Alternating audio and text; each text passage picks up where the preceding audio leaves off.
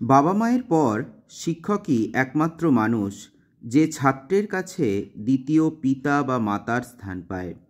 সেই সম্পর্কটি হয় মধুর ও পবিত্র।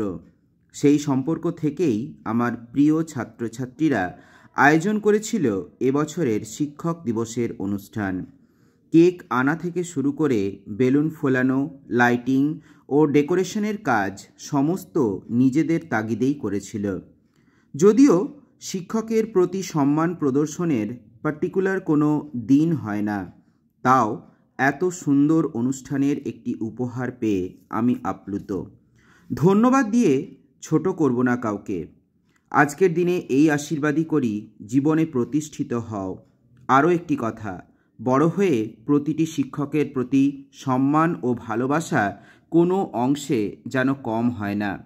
এখন চলছে কেক খাওয়ার কাজ। একটু আগেই কেক কাটা হয়ে গেছে এবং সকলেই খুবই মজা করছিল এবং বিভিন্ন তাদের নিজেদের মধ্যে আনন্দ এবং গান বাজছিল। তো এইভাবেই সেই দিনটি আমরা সেলিব্রেট করেছিলাম এবং একটু পরেই হয়ে গেছে খাওয়া দাওয়ার পর্ব চলছে। এখানে সবাই বসে গেছে খাবার নিয়ে। খাবারের মধ্যে ছিল চিলি চিকেন ছিল এবং ফ্রায়েড রাইস এবং তার সঙ্গে ছিল একটি পনিরের আইটেম। তো সেই দিনটি আমরা সকলে মিলে খুব সুন্দরভাবে মজা করে আনন্দ করে কাটিয়েছিলাম।